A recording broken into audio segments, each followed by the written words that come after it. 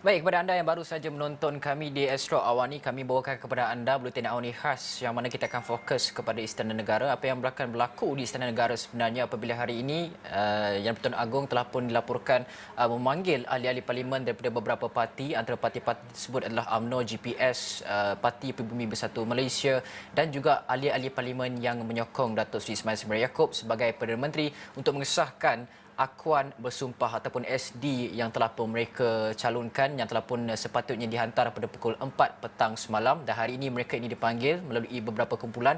Wartawan kami di Istana Negara Riyadauddin Daud akan membawakan perkembangan lanjut sama ada ketibaan mereka ini telah pun dapat disahkan daripada sana. Dan sementara kita menanti apakah perkembangan di Istana Negara, kami mahu bincangkan dengan anda apabila kita akan mendapat Perdana Menteri dan juga Kabinet baru, apakah fokus-fokus utama yang perlu diberikan perhatian oleh kerajaan dan juga Perdana Menteri yang baru ini, dan bagaimana sebenarnya rakyat Malaysia dan juga bersama-sama pemimpin kali ini kita nak lihat bagaimana proses untuk membangunkan Malaysia itu. Kami nak bersama dengan Pengarah Inovasi Sosial dan juga Perubahan SLAS Stellar University, Anas Zubedi, untuk kita melihat bagaimana proses pembangunan Malaysia semula ini dapat kita jayakan bersama-sama.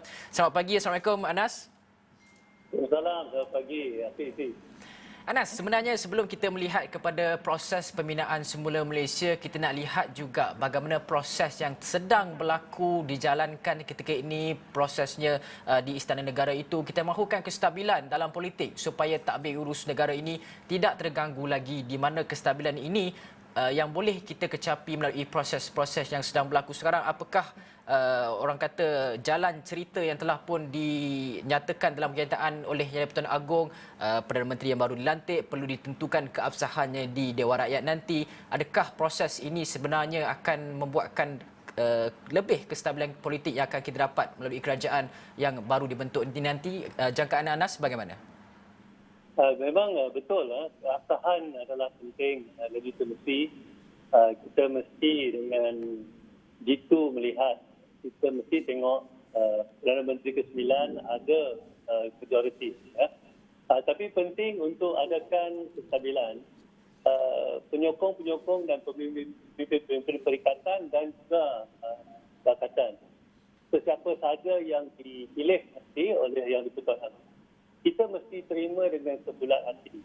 Kita terima sebulat hati secara positif, dan kita jangan ada klaim apa-apa kacauan lah, politik ketam atau politik kata.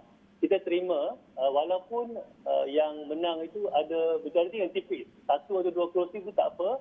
Tapi dari sekarang sampailah pilihan raya ke-15, jangan dikacau. Kita terima dan mencari jalan positif dan yang stabil.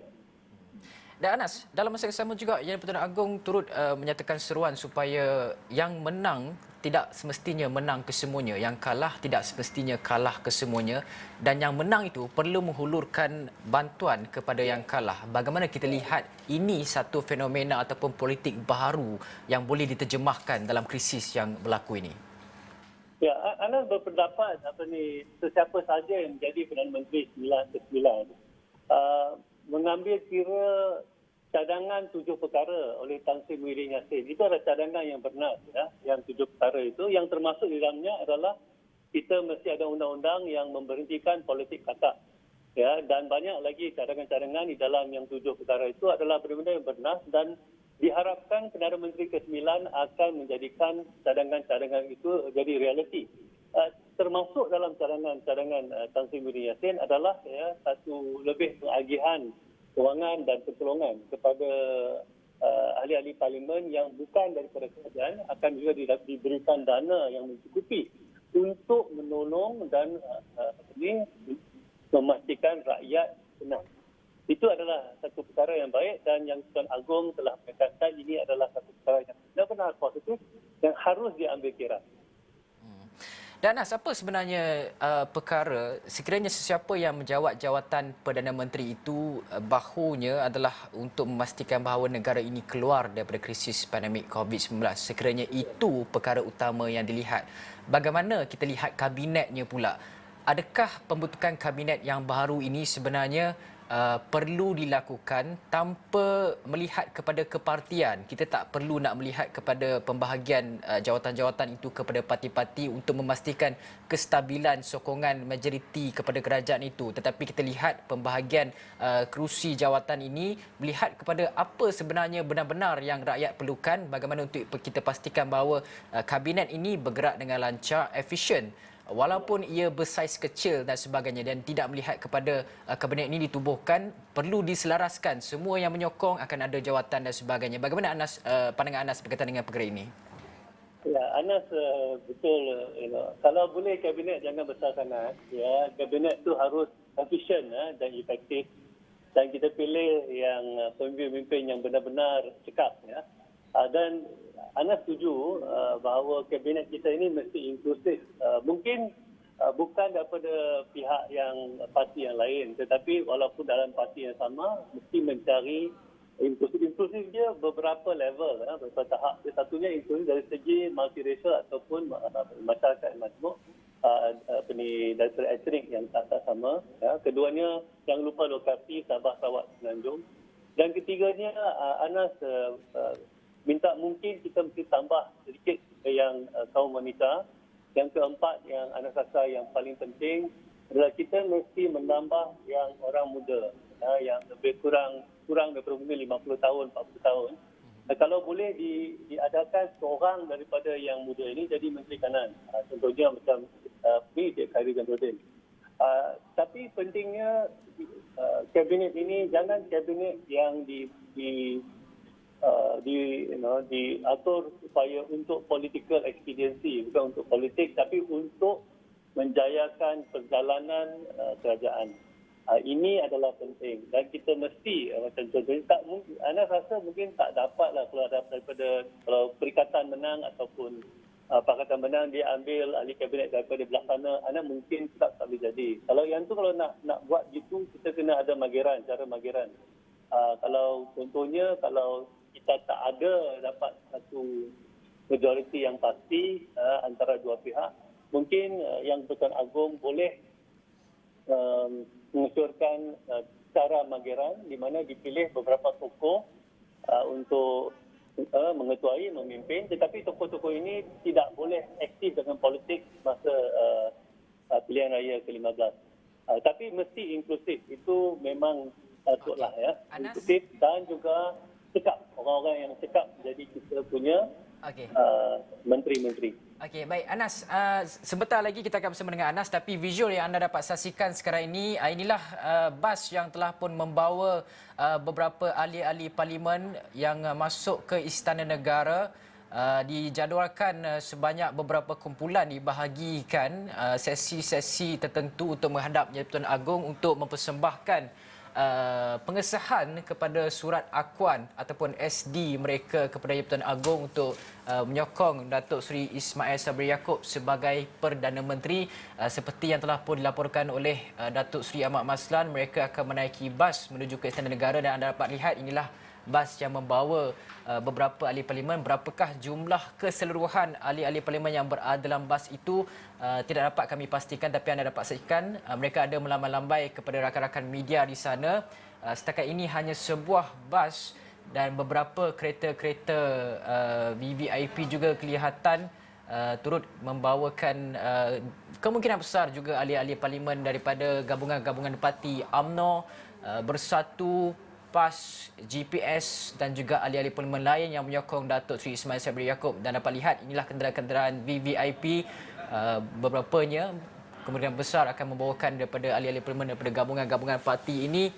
Sama ada ia dilakukan secara berkumpulan sesi menghadap tersebut ataupun kesemua sekali 114 yang dilaporkan oleh pihak-pihak media, itu adalah belum dapat dipastikan. Dan apapun inilah perkembangan yang sedang berlaku dan ini juga menjurus kepada beberapa ketika kita akan fahamkan sesi menghadap ini. Sudah pasti ini akan bergantung kepada kebijaksanaan yang di-Pertuan Agong untuk memutuskan sama ada Datuk Seri Ismail Sabri Yaakob yang dicalonkan oleh beberapa gabungan parti ini akan menjadi Perdana Menteri yang ke-9 ataupun tidak. dan proses ini baru saja berlaku. 10.38 mereka masuk di pintu Istana Negara dan kita jangkakan ia akan berlaku mungkin dalam setengah jam ataupun sejam, dan mungkin juga proses tersebut juga akan berlaku dengan lebih lama lagi. Wartawan kami telah pun bersedia di sana untuk bawakan kepada anda perkembangan berkaitan dengan situasi keadaan di sana, dan kawalan keselamatan juga dapat kita lihat telah pun ditingkatkan dengan kehadiran beberapa anggota-anggota polis yang telah pun berkawal di sana.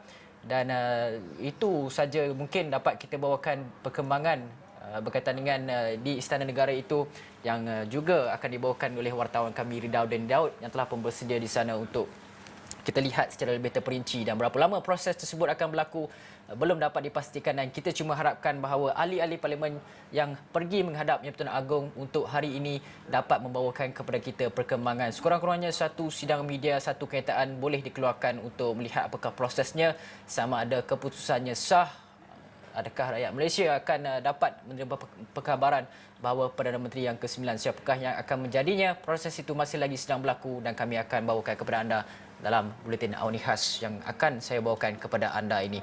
Dan di samping sementara kita menunggu visual-visual daripada Istana Negara, perkembangan lanjut berkaitan dengan Istana Negara ini, saya mahu bersama dengan saudara Anas Zubedi untuk kita lihat apakah pembaharuan, apakah pembinaan yang perlu kita lakukan, apakah fokus utama perkara pokok yang boleh dilakukan oleh pihak kerajaan baharu untuk memastikan bahawa Malaysia ini bergerak keluar daripada pandemik COVID-19 dan memastikan bahawa kebajikan rakyat itu dapat diperbaiki daripada semasa ke semasa.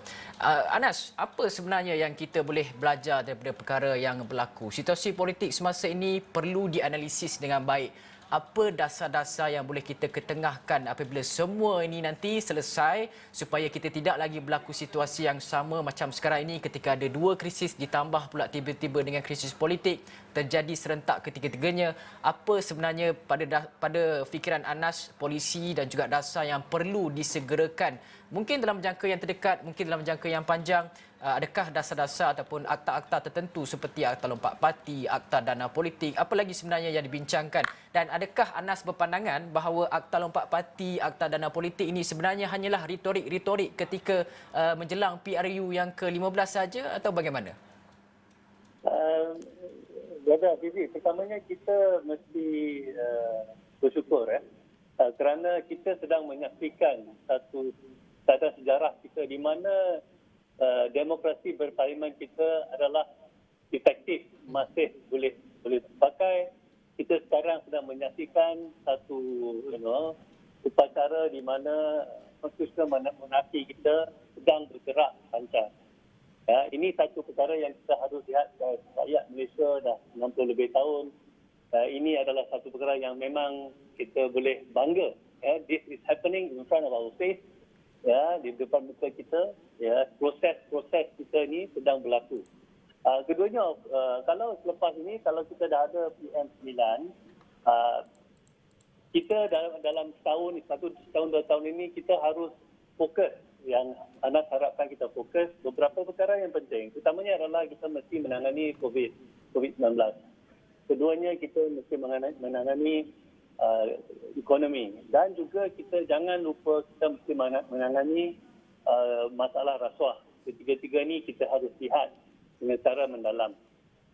Now, salah satu perkara yang penting dalam setahun 2 tahun ini, lepas ini harus parti-parti politik fokus untuk pertamanya untuk kestabilan negara, dan juga boleh kerana parti politik fokus untuk pilihan raya. Itu memang tugas mereka, ya, tak apa. Tapi jangan kacau parlimen, jangan kacau kerajaan. Bagi kerajaan, mana-mana siapa yang menang dapat majoriti, diberi peluang untuk memperbaiki keadaan kita dalam setahun ini.